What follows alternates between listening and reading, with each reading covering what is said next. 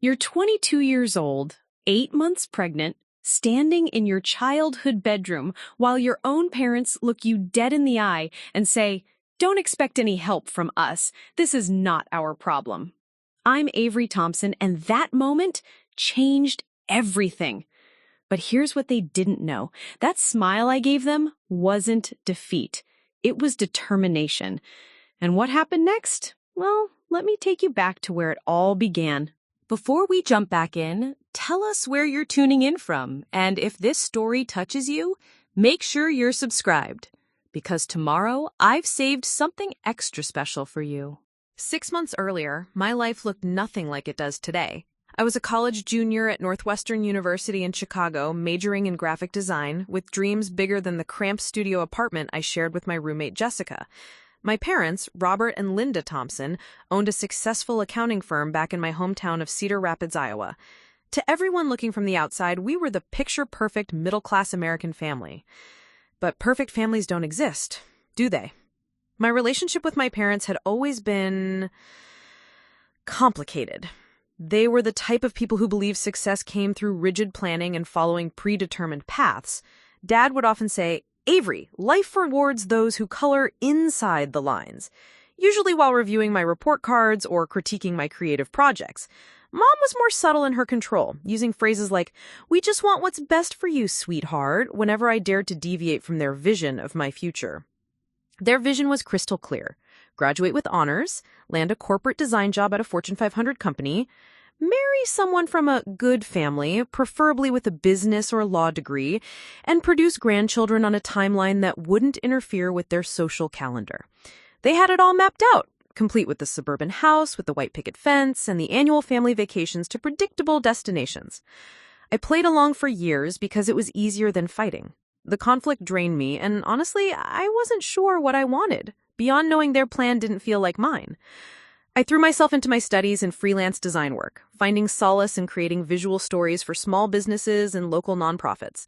The work didn't pay much, but it filled something in me that my formal education couldn't touch. That's when I met Marcus Rivera. Marcus wasn't part of my parents' plan. He was 24, a community college graduate who worked as a welder during the day and played guitar in a local band on weekends. His hands were calloused from honest work, his laugh was infectious, and he saw the world through eyes that weren't clouded by spreadsheets and 5-year projections. When Marcus looked at my designs, he didn't analyze their market potential, he talked about how they made him feel. "He captured something real," he told me one evening as we sat in his tiny apartment above a Cuban restaurant, my laptop open between us, showing a logo I'd created for a women's shelter. "This isn't just pretty graphics, Avery. This tells a story that matters." For the first time in my life, someone saw my work, saw me without trying to fit it into a predetermined category. Our relationship developed quietly at first. I knew my parents wouldn't approve, so I kept Marcus separate from my family life. We'd meet at small coffee shops near campus, take long walks through Lincoln Park, and spend hours talking about everything and nothing. Marcus had this way of asking questions that made me think about things I'd never considered. "What would you do if you knew you couldn't fail?" he asked me one night as we watched the sunset from his fire escape. I'd never been asked that question before. In my family, we talked about risk mitigation, backup plans, and safe choices. The idea of pursuing something without fear of failure was foreign to me. I think I'd want to use design to help people tell their stories," I said slowly, the words feeling both scary and right. Marcus smiled. "So why don't you?" It was such a simple question, but it haunted me for weeks. Why don't I? What was really stopping me beyond my parents' expectations and my own fear of disappointing them? 3 months into our relationship, everything shifted. It was a Tuesday evening in March when I realized my period was late. Very late. The pregnancy test I took in the bathroom of a Walgreens near campus showed 2 pink lines that seemed to glow with the power to change everything. I stared at that test for what felt like hours, my mind racing through every possible scenario. This wasn't part of any plan. Not mine, not my parents, not even Marcus's. We'd been careful, but not careful enough. And now, sitting on the cold tile floor of a pharmacy bathroom, I was facing a reality that would force every important person in my life to show their true colors. When I told Marcus, his initial shock gave way to something I hadn't expected. Steady calm. "Okay," he said, taking my hands in his. "We'll figure this out. Whatever you want to do, whatever you decide, we'll figure it out together." Not once did he suggest this was my problem alone. Not once did he make me feel ashamed or abandoned. Marcus asked questions about what I needed, how I was feeling, what scared me most. He listened to my concerns about school, about money, about my parents' reaction. And when I finally admitted that despite the fear and uncertainty, I wanted to have this baby, he nodded. "Then we're going to have a baby," he said simply, "and we're gonna figure out how to do it right." For 2 months, I lived in this strange bubble where I was simultaneously terrified and hopeful. Marcus and I made plans. We researched everything: prenatal care, childbirth classes, pediatricians, childcare options. Marcus picked up extra shifts at the welding shop and started saving every penny.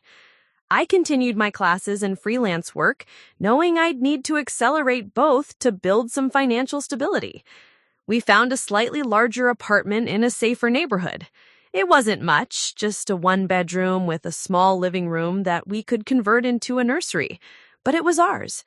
Marcus painted the walls while I designed a mobile from scratch, cutting and assembling pieces late into the night while he practiced guitar softly in the background. Those 2 months were hard, but they were also filled with a kind of joy I'd never experienced. We were building something together, creating a future that belonged to us rather than to anyone else's expectations. I felt more like myself than I had in years. But I knew I couldn't keep this secret from my parents forever. The conversation I'd been dreading came sooner than expected. Mom called one afternoon in May, her voice carrying that particular tone she used when she suspected I was hiding something. "Avery, Mrs. Patterson from church mentioned she saw you at the grocery store last week, and she said you looked different. Is there something you need to tell us?" My hands shook as I gripped the phone. Mrs. Patterson had always been the neighborhood busybody, but her timing couldn't have been worse. I was just starting to show, and apparently it was noticeable enough for others to comment on. "Mom, yes, there is something I need to tell you. Can you and Dad come to Chicago this weekend? I'd rather do this in person." The silence on the other end of the line stretched long enough that I wondered if the call had dropped. "Avery Elizabeth Thompson," Mom said slowly, using my full name the way she had when I was caught sneaking cookies as a child. "Please tell me you're not about to say what I think you're about to say." "I'm pregnant, Mom, about 5 months along." What followed was the kind of silence that feels like a physical weight pressing down on your chest. When Dad got on the phone, his voice was cold in a way I'd never heard before. "We'll be there Saturday morning, and you better hope you have some kind of plan for fixing this mess." Fixing this mess, as if my baby, our baby, was something broken that needed to be repaired. That phone call was 3 days ago. Now, as I stand in the apartment Marcus and I had begun to call home, looking around at the life we'd started building, I know that whatever happens this weekend will determine not just my relationship with my parents, but who I'm going to become as a mother. The baby kicks, strong and insistent, reminding me that regardless of what anyone else thinks or says, this little person is counting on me to be brave, to be strong, to choose love over fear. Tomorrow, my parents arrive. Tomorrow, I find out if the family I was born into will accept the family I'm creating. But tonight, as Marcus plays a soft lullaby on his guitar, and I feel our baby responding to the music with gentle movements, I know one thing for certain. Whatever happens, we'll face it together. I just don't know yet how much that will have to be enough. Preparing and narrating this story took us a lot of time, so if you are enjoying it, subscribe to our channel. It means a lot to us. Now, back to the story. Saturday morning arrived with the kind of crisp May weather that usually made me feel optimistic about the world. Not today. I had been awake since 4 a.m., alternating between pacing our small apartment and sitting motionless on the couch, my hands unconsciously resting on my growing belly. Marcus had left early for a weekend shift at the welding shop. We needed every dollar we could get, and honestly, I think we both knew this conversation needed to happen without him there initially. My parents arrived at exactly 9 a.m. Punctuality was one of Dad's many rigid principles, and even in crisis, Robert Thompson maintained his schedules. I watched from our third-floor window as they emerged from their pristine silver Lexus, Dad checking his watch while Mom adjusted for purse strap with the precision of someone preparing for battle. The knock on my door was firm, businesslike. When I opened it, Mom's eyes immediately went to my midsection, now clearly visible despite the loose-fitting sweater I'd chosen. Her face went through a series of expressions: shock, disappointment, and something that looked almost like grief. "Oh, Avery," she whispered, and for a moment I thought I heard genuine sadness rather than anger. But Dad's reaction was immediate and unforgiving. He stepped past me into the apartment, his gaze sweeping over our modest furnishings with barely concealed disgust. "So, this is where you've been playing house," he said, his voice carrying that tone he used when discussing clients who'd made particularly poor financial decisions. "And now you're about to bring a child into this." "Dad, please, sit down. Let me explain." "Explain what, Avery?" Mom had found her voice again, and it carried 22 years of accumulated expectations. "Explain how you threw away your education, your future, everything we've worked for." I guided them to our small living room, where they perched on the edge of our secondhand couch, as if afraid to fully commit to sitting. The coffee table held a folder I'd prepared: ultrasound photos, documentation of my prenatal care, a financial plan Marcus and I had worked on, information about continuing school part-time. I'd naively hoped that showing them we were being responsible might soften the blow. "I haven't thrown anything away," I began, pushing the folder toward them. "I'm still in school. I'm maintaining my GPA. I've been working extra freelance projects and—" "Working extra projects," Dad interrupted, flipping through the folder with the same expression he wore when reviewing tax returns with obvious errors. "Avery, do you have any concept of what raising a child costs? The average expense for the first year alone is over $13,000, and that's assuming nothing goes wrong. Add college tuition, rent, food, healthcare. We've done the math, Dad. I know it's going to be challenging, but—" "Challenging?" Mom's voice rose to a pitch I'd rarely heard. "Avery, this isn't challenging. This is catastrophic. You're 22 years old. You're not married. You don't have a real job, and neither does this boy you've gotten involved with.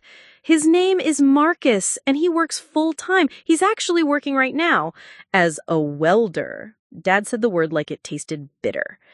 "Avery, we didn't sacrifice for 22 years, didn't pay for Northwestern, didn't build our business so that our daughter could end up with a manual laborer and a baby she can't afford." The way he said manual laborer made my stomach turn. Marcus worked harder than anyone I knew, created beautiful things with his hands, and treated me with more respect than I'd ever received from the men in my parents' social circle. But I could see in their faces that none of that mattered to them. "You don't even know him," I said quietly. "You've never given him a chance." "We don't need to know him," Mom replied. "We know the situation he's put you in."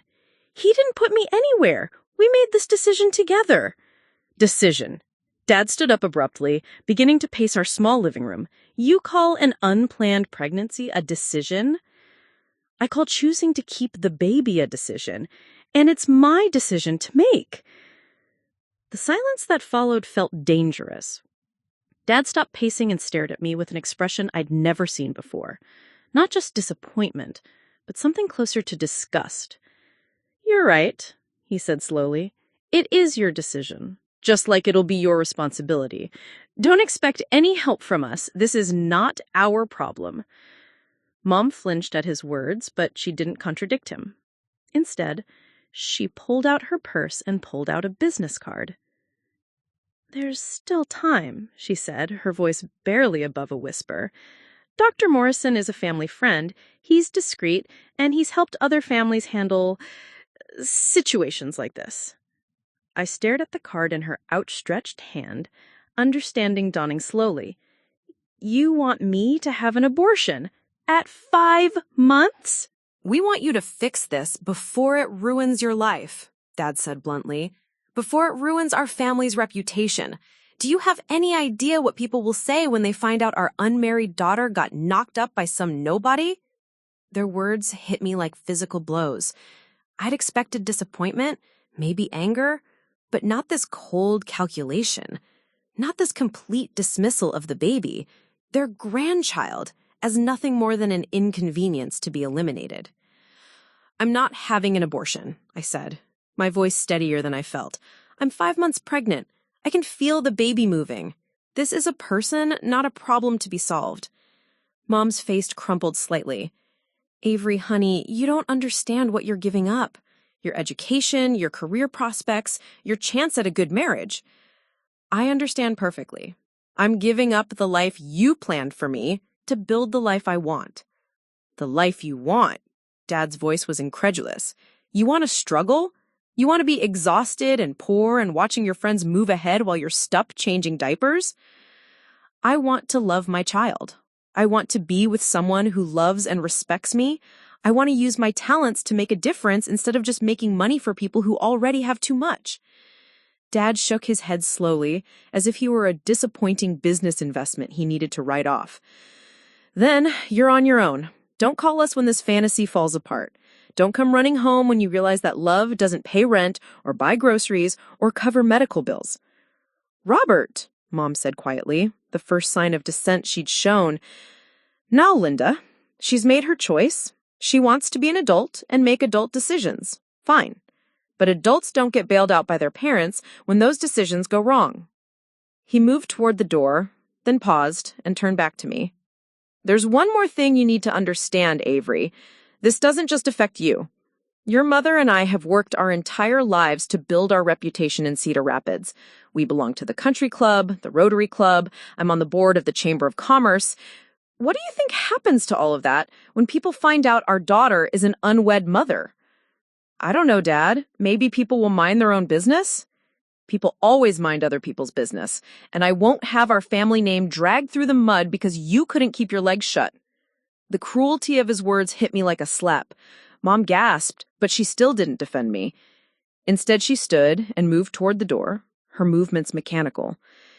"If you change your mind," she said without looking at me, "the offer still stands. Dr. Morrison can be reached at that number." "I won't change my mind." She nodded, as if she'd expected that answer. "Then I guess we'll see you at Christmas, if things are different by then." Different how? But she was already walking away, following Dad down the stairs. I stood in my doorway and watched them leave, listened to their car doors slam and their engine start. From my window, I watched the silver Lexus pull away from the curb and disappear around the corner, carrying with it the last vestiges of my childhood certainty about who my family really was. I sat back down on the couch, still holding Dr. Morrison's business card. The apartment felt too quiet, too empty. The folder I had prepared lay scattered across the coffee table, my carefully organized plans suddenly seeming naive and insufficient. But then the baby moved, a strong, definitive kick that pressed against my ribs. I placed both hands on my belly and felt another movement, then another. This little person was real, was growing, was depending on me to be stronger than I'd ever been before. I called Marcus. "How'd it go?" he asked immediately, and I could hear the welding equipment in the background. "Exactly as badly as we expected," I said. And to my surprise, I smiled as I said it. "They're not going to help. They don't want anything to do with us." "I'm so sorry, Avery. I know you hoped—" "I'm not," I interrupted, realizing as I said it that it was true. "I'm not sorry, because now I know exactly where we stand, and I know exactly what we need to do." "What's that?" We need to prove them wrong. We need to build something so beautiful and strong that they'll regret every word they said today. Marcus was quiet for a moment. When he spoke, his voice was soft but determined. Then that's what we'll do, whatever it takes, Avery. We'll build the life they said was impossible.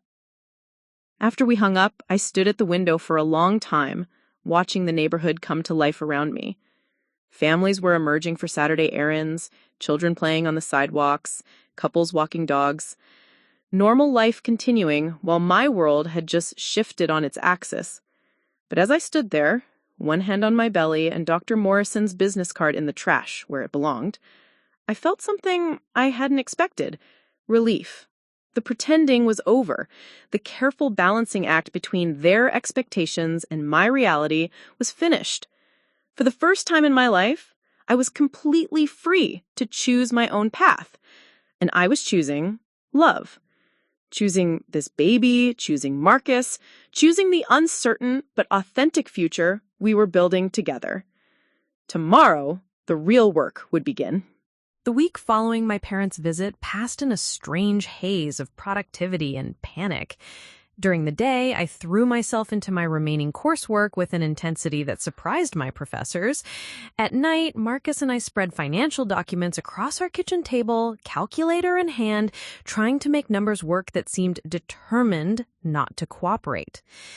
Okay, Marcus said on Thursday evening, rubbing his tired eyes as he reviewed our latest budget attempt. If I pick up every weekend shift available and you can land 3 more regular freelance clients, we'll have enough to cover rent, utilities, groceries, and basic baby supplies.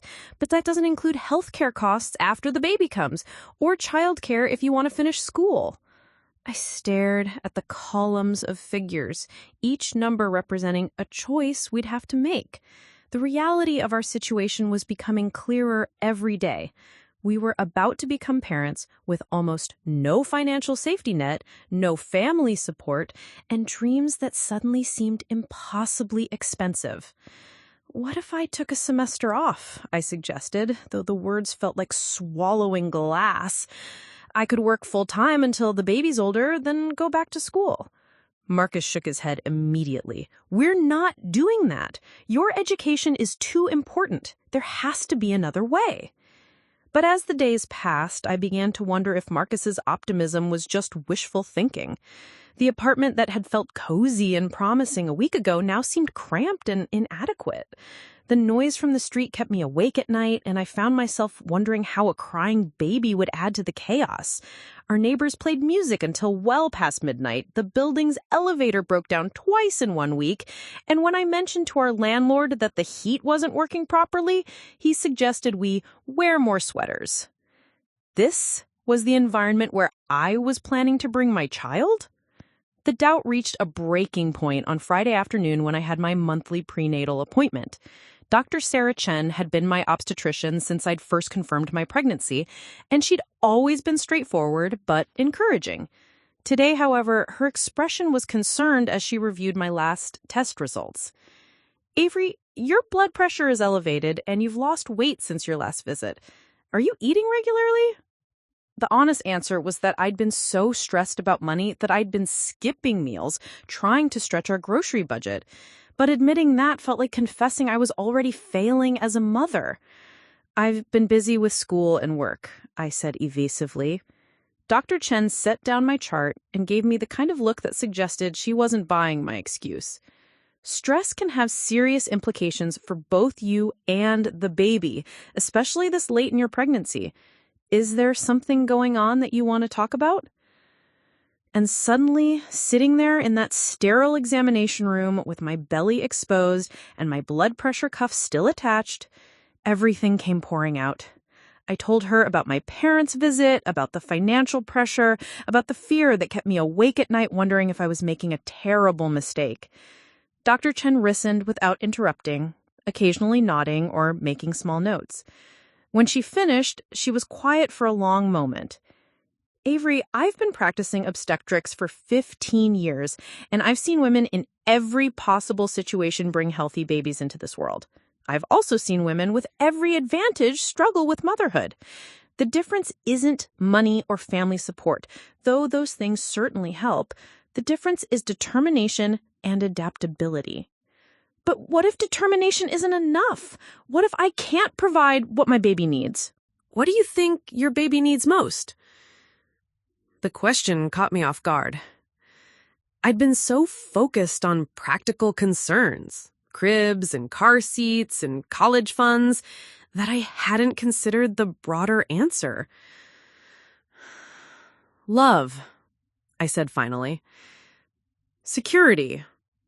Opportunity to grow and learn and become whoever they're meant to be. And do you think you can provide those things? I want to. More than anything. Dr. Chen smiled for the first time during our appointment. Then you're already ahead of a lot of parents who have all the money in the world but don't have that certainty. But Avery, you need to take better care of yourself. Stress and poor nutrition won't help you or your baby. What do you need to make that happen? That question stayed with me as I walked home from the doctor's office. What did I need? Not what I want or hope for, but what did I actually need to make this work? By the time I reached our apartment building, I had an answer. I needed to stop trying to do everything the way other people thought I should and start finding my own way forward. That evening, I called Marcus at work and asked him to come home early. Is everything okay? Is it the baby? The baby's fine, but I need to talk to you about something important. When Marcus arrived an hour later, I had coffee waiting and a new folder on our kitchen table. Not another budget spreadsheet, but something different. I've been thinking about what Dr. Chen said today and about what we're trying to accomplish. We're trying to fit our life into everyone else's model of how things should work. My parents think I should give up the baby or give up school. Society tells us we need to have everything figured out before we become parents. But what if there's another way? Marcus sat down across from me, his expression curious but cautious. What kind of other way? I opened the folder and pulled out a series of printouts I'd made at the library after my appointment. What if instead of trying to make enough money to pay for traditional childcare while I finish school, I create my own solution? The first printout was about home-based businesses. The second was about online education options. The third was a list of local organizations that supported young mothers. Marcus, what if I start my own freelance design business properly? Not just picking up random projects, but actually building a client base and working from home. I could care for the baby while working, finish my degree through Northwestern's part-time program, and we wouldn't need traditional childcare. Marcus studied the papers, his expression growing more interested as he read. This would mean a lot of long days for you, working while caring for a newborn. Long days, yes, but they'd be my days, on my schedule, doing work I believe in. And look at this, I pointed to one of the printouts.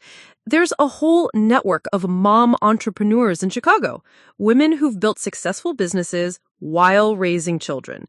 They have meetups, mentorship programs, shared resources. What about income? Would it be enough? I pulled out the final document, a business plan I'd sketched out during my walk home.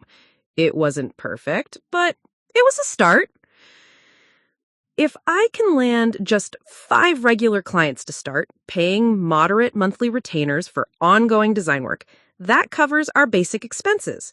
Every additional project becomes profit we can save for emergencies or reinvest in the business.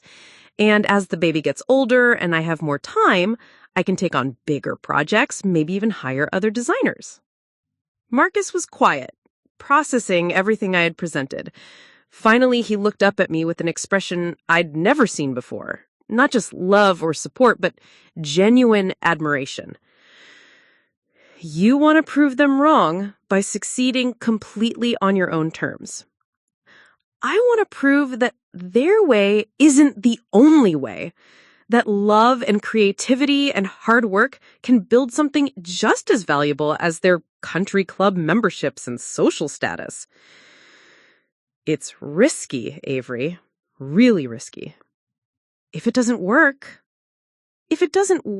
we'll figure something else out.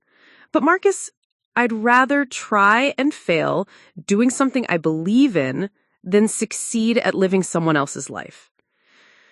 Marcus reached across the table and took my hands. Then let's do it. Let's build something they never could have imagined. That night, we stayed up until almost dawn, planning and dreaming and calculating. We mapped out a timeline for launching my business, identified potential clients, discussed how to balance work and childcare. For the first time since my parents' visit, I felt genuinely excited about the future rather than just anxious about surviving it. But the most important realization came around 2 a.m. when we were both exhausted but still energized by possibility. "You know what?" I said, looking around our small apartment with fresh eyes. "This place isn't too small. It's cozy. It's ours. And our baby is going to grow up seeing both parents work for what they believe in, not just what pays the bills. Our baby is going to grow up knowing that family isn't just about blood relations. It's about the people who choose to love and support each other no matter what." As I finally drifted off to sleep that night, my hand resting on my belly where our baby was growing strong and active, I felt something I hadn't experienced in months. Peace. Not because our challenges had disappeared, but because we'd finally stopped running from them and decided to meet them head on. My parents had said I was on my own, as if that was a punishment. But lying there next to Marcus, our plans and dreams scattered across the bedside table, I realized they'd actually given me a gift. They'd forced me to discover that I was strong enough to build my own family, my own business, my own definition of success. And that discovery was going to change everything. 2 weeks later, I sat in the coffee shop on Diversey Avenue that had become my unofficial office. Laptop open, business cards fresh from the printer, and my 6 months pregnant belly making it challenging to get close enough to the table. This was it, the official launch of Thompson Creative Design. The name felt bold and professional, a declaration that I was no longer just Avery, the college student, but Avery, the entrepreneur. My first official client meeting was in 20 minutes, and I was terrified. The client was Maria Gonzalez, owner of a small catering company called Abuela's Kitchen. I'd found her through a post on a local business Facebook group where she mentioned needing help with her branding. Her current logo was something her nephew had created in high school. Clip art of a chef's hat with text in Comic Sans font. She wanted something that honored her grandmother's recipes while appealing to modern Chicago professionals. This was exactly the kind of work I dreamed about, helping small businesses tell their authentic stories. But sitting there, watching Maria approach my table with a warm smile and calloused hands that spoke of years in commercial kitchens, I felt the weight of everything riding on this meeting. "You must be Avery," Maria said, sliding into the chair across from me. Her eyes immediately went to my belly, but her expression remained kind. "Congratulations! When are you due?" "Thank you. About 3 months," I replied, grateful that her first reaction wasn't judgment, but genuine warmth. "My daughter just had her second baby. I know how exhausting those last months can be. I appreciate you taking the time to meet with me." As we talked about her business, Maria's passion was infectious. She'd started Abuela's Kitchen 5 years ago with her grandmother's recipe book and a small loan from her credit union. She specialized in authentic Mexican cuisine for corporate events and family celebrations, but she was struggling to compete with larger catering companies that had professional marketing materials. "I know my food is better," she said with quiet confidence. "My clients always tell me their guests rave about the meals, but when people are deciding who to hire, they look at websites and brochures. And honestly, mine look like my teenage nephew made them." I showed Maria my portfolio on my laptop, explaining my design philosophy and how I approach small business branding. As we talked, I found myself relaxing into the conversation, my burlier nervousness replaced by genuine excitement about the project. "Your grandmother's story is your brand's foundation," I explained, sketching rough concepts on napkins as ideas came to me. We're not just designing a logo, we're creating a visual representation of family tradition, authenticity, and love for food. That's something the big catering companies can't compete with. Maria's eyes lit up as she saw the direction I was suggesting. Yes! That's exactly what I want people to feel when they see my business materials. Like they're not just hiring a caterer, they're inviting family to cook for their special occasion. By the end of our hour-long meeting, Maria had signed my first official contract, a complete rebrand including logo design, business cards, brochures, and a basic website. The fee wasn't huge, but it was enough to cover our groceries for 3 weeks, and more importantly, it was validation that my business idea could work. Walking home from that meeting, I felt a surge of energy I hadn't experienced in months. For the first time since my parents' visit, I wasn't just surviving, I was building something. But the euphoria was short-lived. The next morning brought a harsh reminder that entrepreneurship while pregnant wasn't going to be as simple as I had imagined. I woke up at 5 a.m. with severe morning sickness, which was unusual since I'd been past that phase for months. By 7 a.m., I was hunched over my laptop trying to work on Maria's logo concepts while fighting waves of nausea. By noon, I'd managed to create 3 rough designs, but they looked like the work of someone fighting a stomach virus. Because I was. Marcus found me that evening, passed out at the kitchen table, my head resting on a stack of design printouts, dried tears on my cheeks. Avery, what happened? Are you okay? I looked up at him feeling more vulnerable than I had since my parents' visit.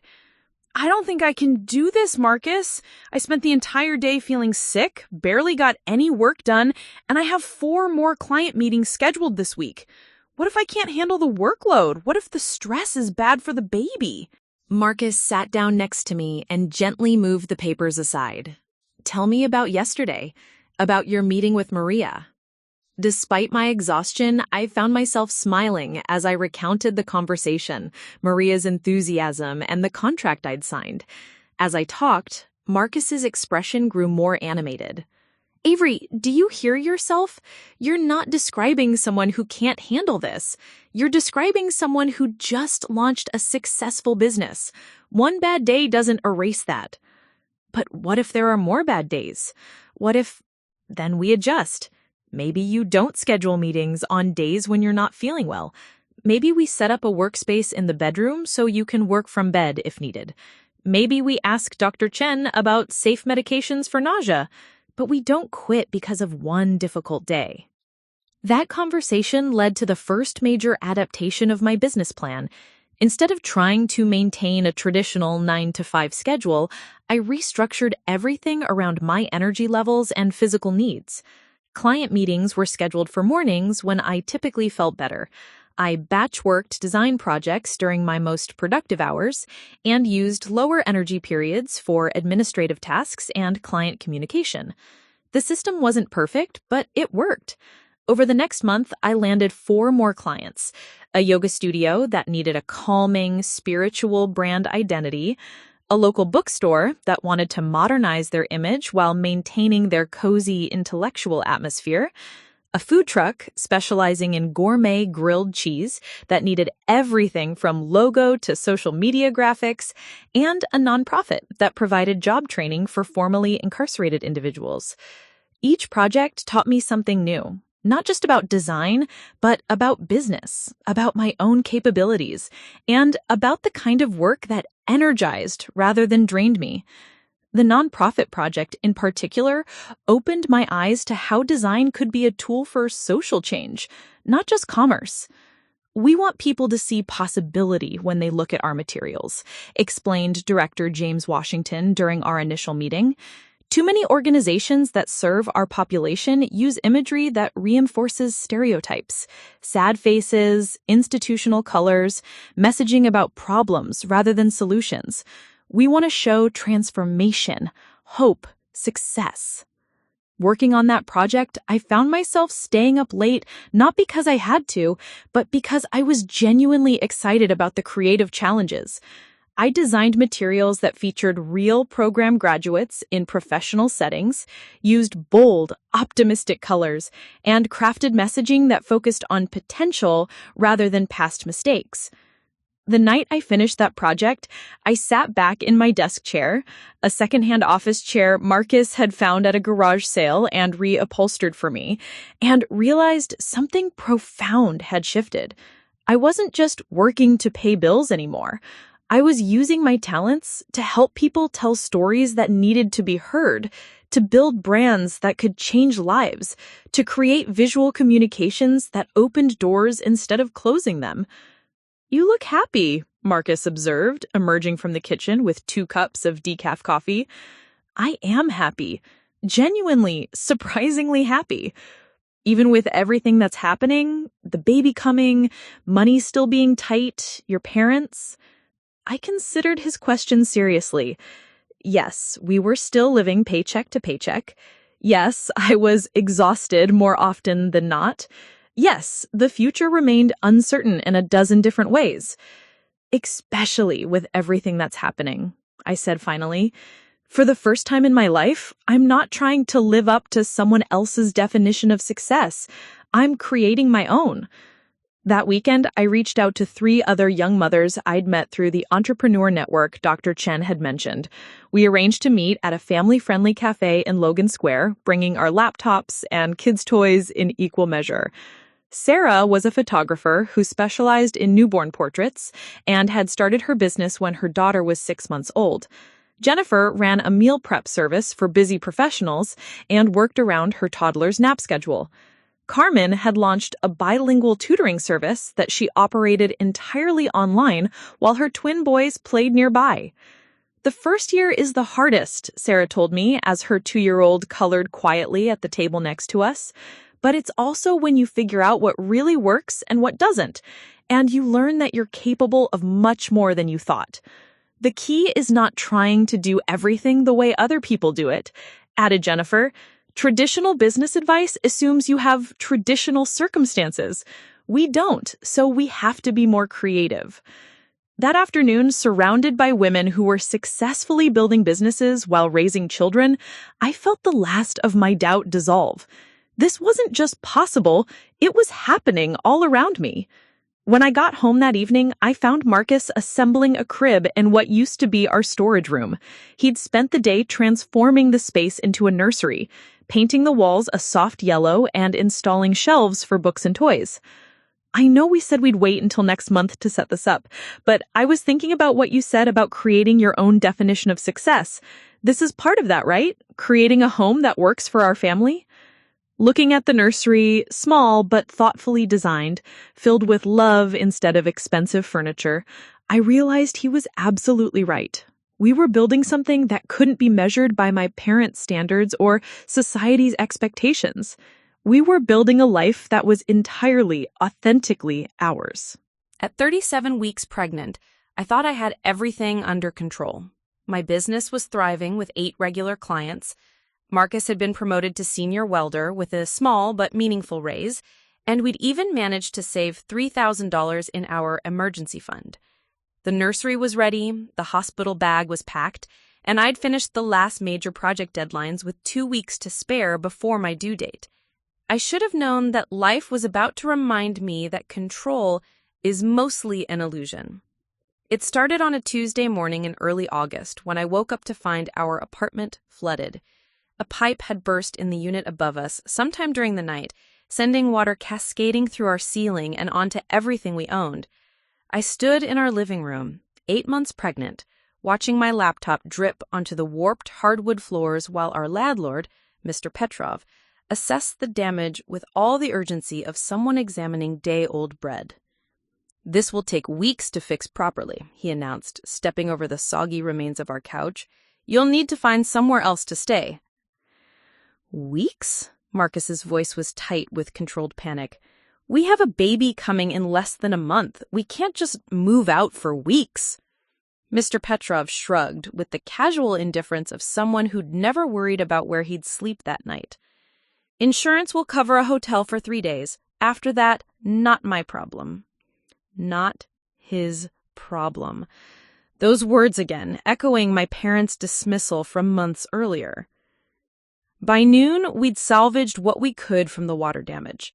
My laptop was miraculously functional, though the screen flickered ominously every few minutes. Most of our furniture was ruined.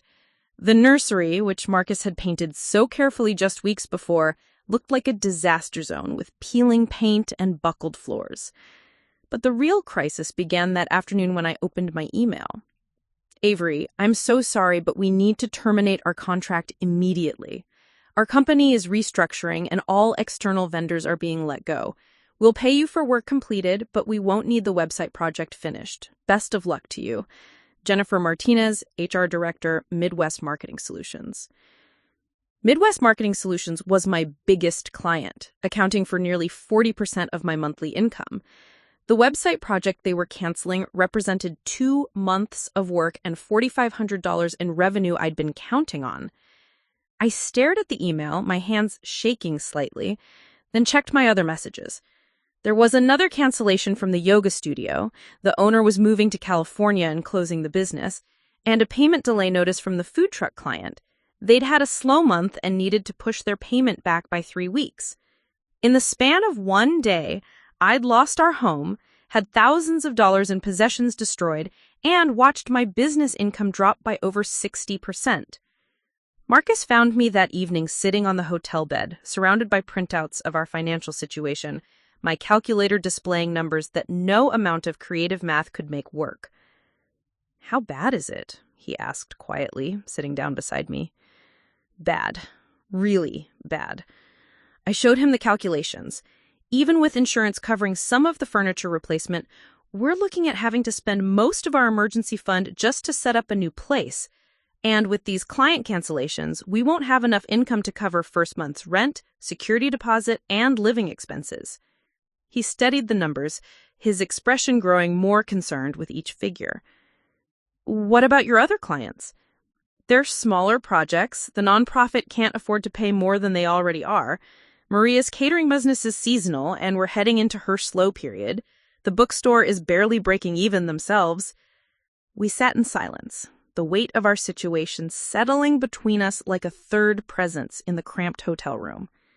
The baby kicked, strong and insistent, as if reminding us that ready or not, he or she would be arriving soon. "Maybe," Marcus said slowly, "maybe this is when we call your parents." The suggestion hit me like a physical blow. "Marcus, no, you heard what they said. They made it clear." "That was 4 months ago, Avery. You're about to have their grandchild. Surely nothing." I stood up abruptly, pacing the small space between the bed and the window. "They told me not to come running to them when my fantasy fell apart. Well, guess what? It's falling apart, and I still won't give them the satisfaction." "This isn't about satisfaction or pride," Marcus said, his voice rising slightly. "This is about our baby having a safe place to live. This is about you not being homeless when you give birth. We're not homeless. We're temporarily displaced." Avery, listen to yourself. We're in a hotel room with 3 days left on the insurance coverage, no apartment, damaged belongings, and income that won't support getting a new place. That's homeless with better sheets. His words stung because they were true, but they also ignited something fierce and stubborn in me that I recognized from my mother. The Thompson pride that refused to admit defeat even when defeat was staring us in the face. Then we figure it out. We find another way. What other way? You're 8 months pregnant. You can't exactly take on a bunch of new clients right now, and we both know most of your income was tied up in those projects that just got canceled. That night, I barely slept. Every time I closed my eyes, I saw my parents' faces from that terrible Saturday morning, heard my father's voice saying, "Don't come running home when you realize that love doesn't pay rent." The worst part wasn't that they'd been cruel, it was that they might have been right. But lying there in that generic hotel bed, listening to Marcus's worried breathing and feeling our baby's restless movements, I made a decision. If I was going to fail, I was going to fail on my own terms, fighting until the very end. The next morning, I started making calls. First, I called every client I'd ever worked with, even the ones whose projects had ended months ago. I offered rush services, discounted rates for quick turnaround projects, anything that might generate immediate income. Sarah from the photography business answered on the second ring. "Avery, I was just thinking about you. How are you feeling?" When I explained our situation, her response was immediate and overwhelming. "Oh, honey, of course I'll help. I've been putting off updating my website for months. If you can have it done in 2 weeks, I'll pay you upfront, full rate, none of this discount nonsense. You're worth every penny." One by one, my network responded. Carmen from the tutoring service had a friend who needed logo design for her new consulting business. Jennifer from the meal prep service referred me to her cousin who was opening a restaurant. James from the nonprofit had been wanting to create a fundraising brochure and could fast-track the approval process. By the end of the day, I'd secured enough work to replace half of my lost income with payment terms that would give us the cash flow we needed. But the apartment situation remained critical. Chicago's rental market was brutal, especially for a couple with limited credit history and a baby on the way. Every place we looked at required first month's rent, last month's rent, and a security deposit, often totaling $4,000 or more up front. That's when Marcus came home from work on Thursday with an unexpected solution. "You remember Tony from the shop, the welder who's been training me on the new equipment? The one with the motorcycle? That's him. Well, his grandmother just moved into assisted living, and she's got this apartment above her old garage. It's not fancy, but it's clean and safe. Tony says she'd rather rent it to people she trusts than deal with strangers. She's asking for a first month's rent and a small security deposit, maybe $1,500 total." We looked at the place that evening. It was small, smaller than our flooded apartment, but it had good light, a functional kitchen, and most importantly, it was available immediately. Mrs. Kowalski, Tony's grandmother, was a tiny Polish woman in her 80s who insisted on making us tea and showing us photos of her great-grandchildren while we discussed the rental terms. "You seem like good people," she said, patting my belly gently. "This baby will be lucky to have parents who work so hard." As we signed the lease agreement at her kitchen table, surrounded by the smell of fresh bread and decades of family memories, I felt something I hadn't experienced in days: hope. But the real test came 2 days later, as we were moving our salvaged belongings into the new place. I was directing Marcus and Tony in carrying our rescued furniture up the narrow stairs when a sharp pain hit me, doubling me over. "Avery!" Marcus dropped the box he was carrying and rushed to my side. "What's wrong?" The pain passed, but it was followed by another one 10 minutes later, then another. By the time Dr. Chen confirmed what I already suspected, we had a new crisis to manage. Our baby was coming early, we were in the middle of a move, and I had 4 client deadlines due within the next week. Standing in the hospital parking garage at 2 a.m., waiting for the false alarm contractions to completely subside before we could go home, Marcus and I looked at each other with the exhausted recognition of people who'd been tested beyond what they thought they could handle. "You know what?" I said, leaning against our car in the fluorescent lighting. "I think we're going to be okay." Even with everything falling apart? Especially with everything falling apart, because we're still here, still fighting, still taking care of each other. That has to count for something. Marcus smiled for the first time in days. "Your parents have no idea what they're missing out on." No, I agreed, feeling our baby settle into a more peaceful position. They really don't. Real labor started at 3:47 a.m. on a Thursday, exactly 1 week after we'd moved into Mrs. Kowalski's garage apartment. I knew it was real this time because the contractions hit with an intensity that made the false alarm seem like a gentle warm-up. Marcus found me gripping the edge of our small kitchen counter, breathing through a pain that felt like it was reorganizing my entire body. "This is it," I managed to say between contractions. "This is really it." What happened next wasn't the calm, organized hospital departure we'd practiced. Instead, it was Marcus running around our new apartment looking for the hospital bag, while I realized that my water had broken all over Mrs. Kowalski's hardwood floors. Through our thin walls, I could hear our elderly landlady moving around downstairs, probably wondering about the commotion above her head. The drive to Northwestern Memorial Hospital was a blur of red lights, Marcus's nervous chatter, and contractions that were coming faster than Dr. Chen had warned me they would for a first-time mother. By the time we reached the maternity ward, I was already 7 centimeters dilated and in what the nurses cheerfully called active labor. "Looks like your little one is eager to meet you," said Nurse Patricia, a woman in her 50s whose calm competence immediately made me feel safer. First babies don't usually move this fast, but some of them are just ready for the world. The next 6 hours passed in a strange combination of the most intense physical experience of my life and the most profound emotional clarity I'd ever felt. Between contractions, when the pain receded enough for me to think clearly, I found myself reflecting on everything that had led to this moment. I thought about my parents, who were about to become grandparents without even knowing their grandchild was being born. I thought about the business I'd built from nothing, now generating enough income to support our small family. I thought about Marcus, who hadn't left my side for a moment and was proving himself to be exactly the partner and father I'd hoped he would be. But mostly, I thought about the life we'd created together. Not just the baby I was about to deliver, but the entire existence we'd built outside the parameters of what anyone else thought was possible or proper.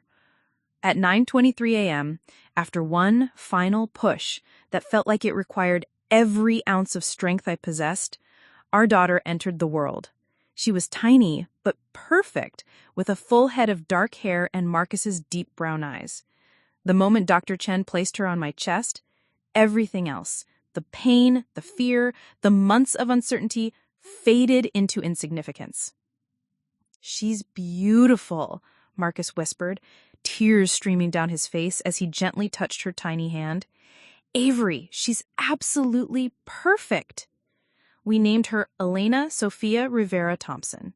Elena for Dr. Chen, who had guided us through the pregnancy, and Sophia because it meant wisdom, which felt like something our daughter had already brought into our lives just by arriving. But Elena's birth wasn't just the beginning of our life as parents. It was also the catalyst for changes I never could have anticipated. The first surprise came while we were still in the hospital. Mrs. Kowalski appeared at our door on Friday afternoon carrying a pot of homemade soup and wearing her best dress. "I wanted to meet the little one who kept me awake with all that excitement," she said, her eyes immediately softening when she saw Elena sleeping in my arms. "Oh, she's lovely, just lovely." What started as a brief visit turned into an hour-long conversation about family, about starting over, about the dreams we nurture for our children. Mrs. Kowalski told us about coming to America from Poland with her husband in 1962, about starting with nothing and building a life through determination and mutual support. "You remind me of my Edward and me when we were young," she said, gently stroking Elena's tiny fist. "So much love, so much hope, and everyone telling you it's not enough. But love is always enough if you're willing to work hard for it." As she prepared to leave, Mrs. Kowalski made an offer that stunned us both. "I've been thinking about this apartment situation," she said. "It's too small for a family with a baby. My Edward and we lived in the main house for 43 years before he passed. It's been empty for 2 years now, just me rattling around upstairs while you young people are cramped in that little space." She paused, seemingly weighing her words carefully. "What if you moved into the house? 3 bedrooms, proper kitchen, backyard for the baby to play in when she's older. You could help me with the heavy work, groceries, yard maintenance, snow removal. I could help with the baby when you're working. We'd be family helping family." Marcus and I exchanged glances, both of us afraid to believe what we were hearing. "Mrs. Kowalski, that's incredibly generous, but we couldn't afford—" "Same rent as the apartment," she interrupted. "I don't need more money. I need good neighbors, people who understand that a home should be filled with laughter and love, not just expensive furniture." The second surprise came the following week when I was settling into a new routine of working from home while caring for Elena. James Washington from the nonprofit called with news that would change my business trajectory entirely. "Avery, I have to tell you about the response we've gotten to that fundraising brochure you designed. We've raised more money in the past month than we typically raise in 6 months. The board is convinced it's because of how you presented our program and our participants." He paused, and I could hear excitement building in his voice. We want to hire you for a much larger project, a complete communications overhaul, website, all our print materials, donor presentations, even signage for our new building. It's a 6-month contract worth $25,000. I nearly dropped the phone. $25,000 was more than I'd made in my entire first year of business. James, that's amazing, but I just had a baby and I'm not sure I can handle a project that size right now. That's exactly why we want you. You understand what it means to build something from nothing, to succeed despite everyone telling you it's impossible. That perspective is exactly what our participants need to see reflected in our materials. But the biggest surprise and the most meaningful breakthrough came 2 weeks after Elena's birth, in the form of an unexpected phone call. I was sitting in Mrs. Kowalski's garden behind our new house, Elena sleeping in a portable bassinet beside me while I worked on logo concepts for a new client. My phone rang, and when I saw Mom on the caller ID, my first instinct was to let it go to voicemail, but something made me answer. "Hello, Mom?" "Avery." Her voice was quiet, uncertain in a way I'd never heard before. I heard about the baby. Mrs. Patterson's daughter works at the hospital, and she mentioned seeing your name on the maternity ward registry."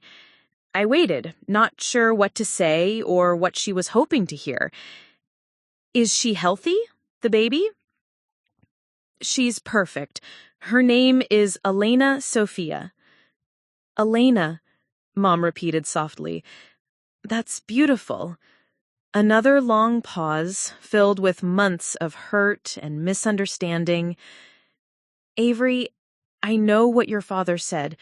I know what we both said. But I can't stop thinking about her, about my granddaughter, about you." I felt tears starting, but I wasn't sure if they were from sadness or something else. "Mom, if you're calling because you want us to come back, want us to give up what we've built here..."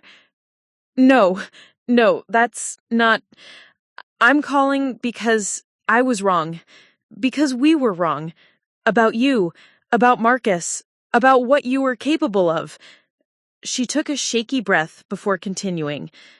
"Mrs. Patterson showed me the brochure you designed for that organization downtown, the one that helps people find jobs. She volunteers there now, and she couldn't stop talking about how professional and beautiful their new materials are, how it's helped them attract new donors and participants." I stared at Elena, sleeping peacefully in the afternoon sun, trying to process what I was hearing. "I've been thinking about that for weeks," Mom continued. "My daughter, my brilliant, talented daughter, is doing work that matters, supporting her family, building something real and meaningful. And instead of being proud, we tried to tear it down because it didn't look like what we expected. Mom, I don't expect forgiveness. I don't even expect you to want us in Elena's life after what we said. But I needed you to know that you were right and we were wrong. You built something beautiful, and I'm sorry it took us so long to see it." When I hung up the phone 20 minutes later, after sharing photos of Elena and stories about our new life, I realized that the breakthrough I'd experienced wasn't just about surviving crisis or building a business or becoming a mother. It was about discovering that sometimes the people who can't see your worth aren't the ones who matter most. Sometimes the family you choose, Mrs. Kowalski offering her home, clients who become champions, partners who weather every storm, is more powerful than the family you were born into. Looking down at Elena, who had woken up and was studying the world around her with Marcus's thoughtful eyes, I felt a peace I never knew was possible. We'd built something that no one could take away from us, something that grew stronger under pressure rather than weaker. And that, I realized, was the most valuable thing I could ever give my daughter. 6 months after Elena's birth, I stood in what used to be Mrs. Kowalski's formal dining room. now converted into Thompson Creative Design's official headquarters. 3 drafting tables lined the windows, a professional printer hummed in the corner, and a corkboard covered an entire wall with client projects, testimonials, and photos of Elena growing from newborn to sitting-up baby who loved to help by grabbing colorful design printouts. The transformation hadn't happened overnight, but when I looked around this space that buzzed with creative energy and purpose, it was hard to believe this was the same person who had once sat in a cramped apartment wondering if love would be enough to pay the bills. The nonprofit project with James had been the turning point that changed everything. Not just because of the money, though the $25,000 had given us the financial breathing room to make strategic decisions instead of desperate ones. More importantly, it had established Thompson Creative Design as a studio that specialized in mission-driven organizations, the kind of work that felt like calling rather than just income. Word spread through Chicago's nonprofit community faster than I could have imagined. Within 3 months, I had contracts with a literacy organization serving immigrant families, a job training program for single mothers, a community health clinic in Pilsen, and an environmental group working to create green spaces in underserved neighborhoods. Each project taught me something new about using design to amplify voices that needed to be heard. But managing this growth while caring for Elena required a level of organization and efficiency I'd never had to develop before.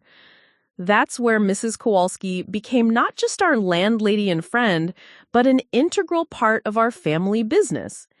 "You focus on the creative work," she told me one morning as she bounced Elena on her hip while I finished a logo presentation. "I'll handle phones, scheduling, invoicing.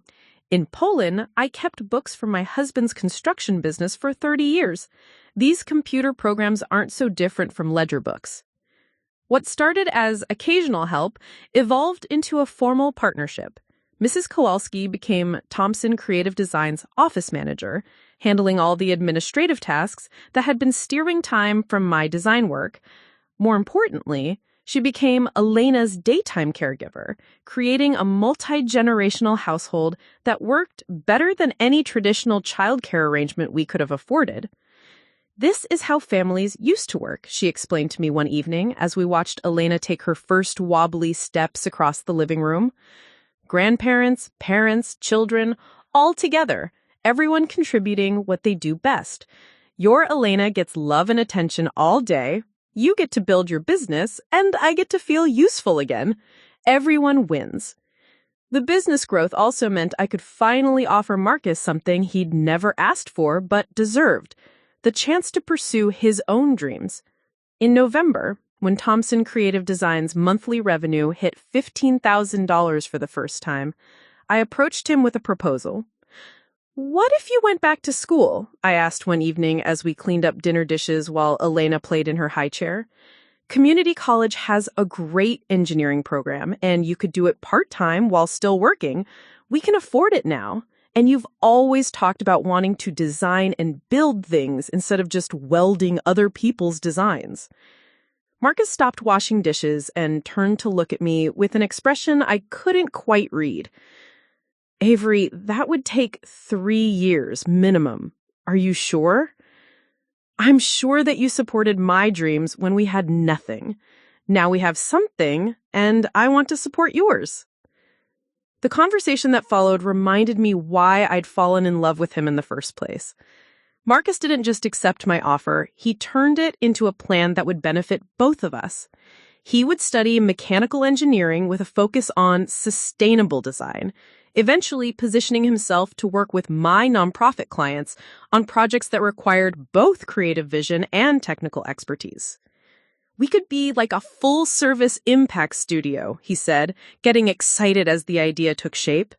"You handle the visual communications and branding. I handle the technical implementation. Solar panel installations for community centers, energy-efficient building retrofits for affordable housing projects, accessible design modifications." It was ambitious, maybe even crazy, But sitting there in our kitchen, Elena babbling happily between us and our future spreading out impossibilities neither of us had dared to imagine a year earlier, it felt completely achievable. The most unexpected transformation, though, was happening with my parents. After Mom's initial phone call, we'd started texting regularly. Small things at first. Photos of Elena, updates about milestones, questions about baby development that let Mom share her parenting experience without overstepping boundaries. Gradually, the conversations expanded to include my work, Marcus's plans for school, even our arrangement with Mrs. Kowalski. Dad remained notably absent from these communications until December, when Mom called with news that changed our family dynamic entirely. "Your father had a heart attack last Tuesday," she said, her voice shaky in a way that immediately transported me back to childhood fears about losing a parent.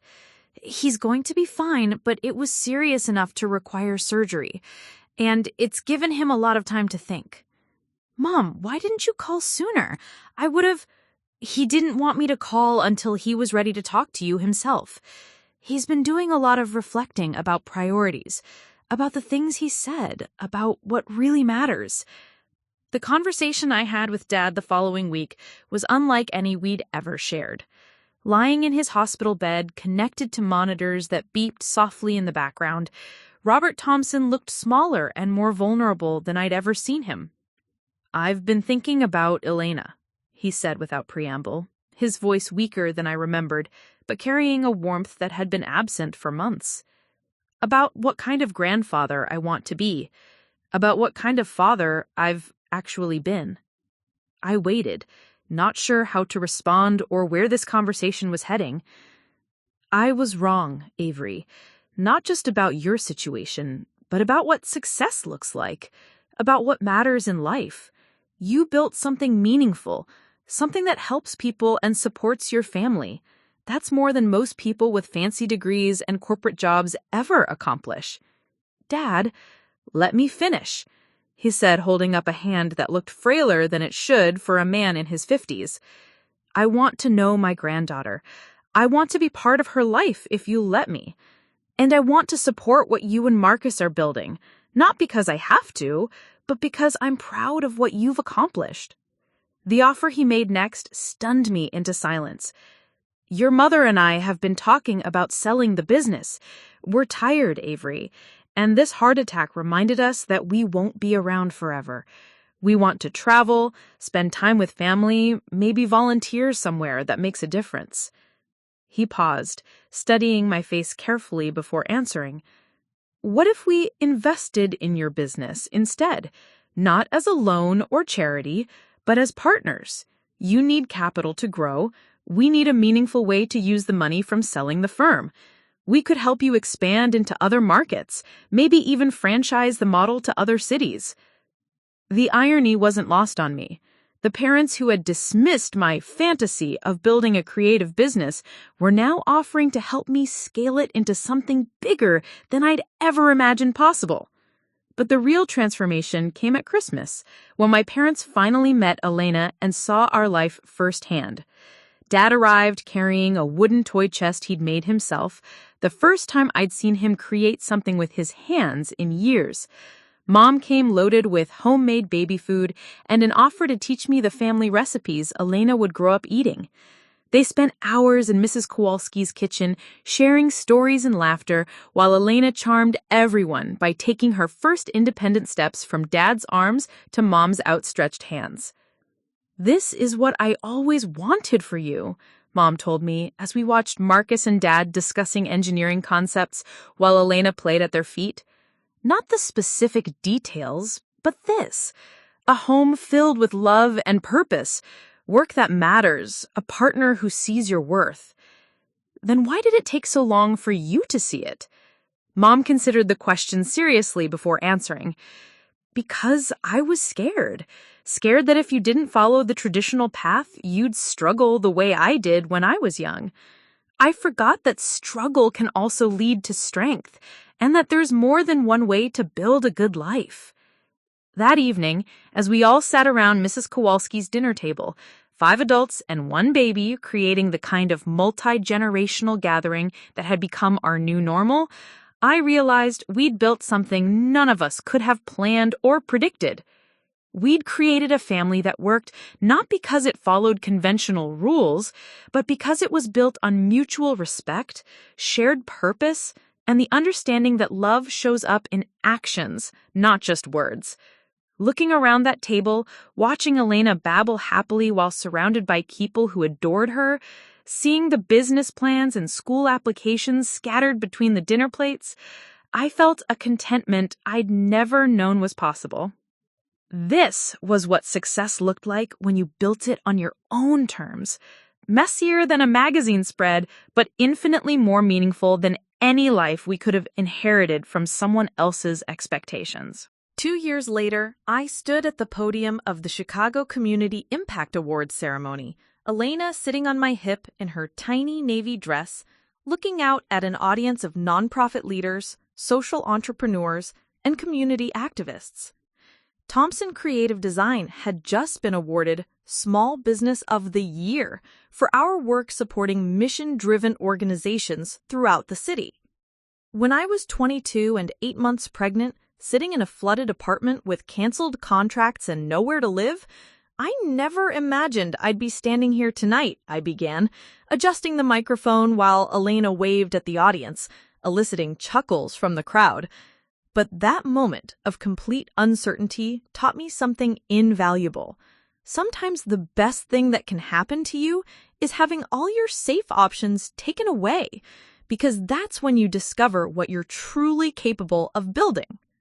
The past 2 years had been a whirlwind of growth that exceeded every projection Marcus and I had made in those early days of desperate planning. Thompson Creative Design now employed 6 people full-time, including Marcus, who had completed an accelerated engineering program and now led our technical services division. We'd opened a second office in Milwaukee, with plans for Detroit and Cleveland by the end of the year. But the real measure of our success wasn't in the revenue numbers or industry awards, though those were gratifying. It was in the impact we were making on the communities we served. The literacy organization we'd rebranded had seen a 300% increase in volunteer applications after launching their new visual identity. The job training program for single mothers had expanded to 3 locations, partly because our materials helped them articulate their mission to potential funders. The community health clinic had grown from serving 200 families to over 1,000, with our multilingual signage and educational materials making healthcare more accessible to immigrant communities. Each success story reinforced what I discovered during those terrifying early days. When you align your talents with your values, when you focus on serving others rather than just serving yourself, the universe has a way of supporting that work in ways you never anticipated. The partnership with my parents had evolved into something neither of us had expected when Dad first made his offer from his hospital bed. Rather than simply investing money, they had become active advisors, with Dad's business expertise helping us navigate expansion challenges and Mom's organizational skills proving invaluable in developing our franchise model. More importantly, they had become the grandparents Elena deserved, present, engaged, and endlessly proud of her granddaughter's every milestone. The weekly Sunday dinners at Mrs. Kowalski's house now included 3 generations of Thompsons, plus our chosen grandmother who had become the heart of our extended family. "You know," Mrs. Kowalski said one evening as she watched Elena toddle around the living room while the adults discussed business plans, "this little one will grow up thinking this is normal, having so many people love her, seeing her parents build something meaningful, watching everyone work together to make life better for their neighbors." She was right. Elena's normal included things most children never experience. Business meetings where her babbles were welcome contributions, nonprofit events where she was passed from advocate to advocate like a beloved mascot, and family dinners where the conversation ranged from engineering innovations to social justice strategies to whose turn it was to read bedtime stories. But perhaps the most profound change had been in how I understood success itself. During my acceptance speech that night, I looked out at the audience and saw faces that had become part of our story. Maria from Abuela's Kitchen, whose business had tripled in size with our branding support and who was now planning to open a second location. James from the nonprofit, whose organization had become a model for other cities looking to reduce recidivism through job training. Sarah, Jennifer, and Carmen from the Mom Entrepreneur Group, who had all grown their businesses and become referral partners and closest friends. Success isn't just about what you achieve, I continued, Elena now contentedly playing with my necklace while I spoke. It's about who you lift up along the way, who you create opportunities for, who you inspire to take risks on their own dreams.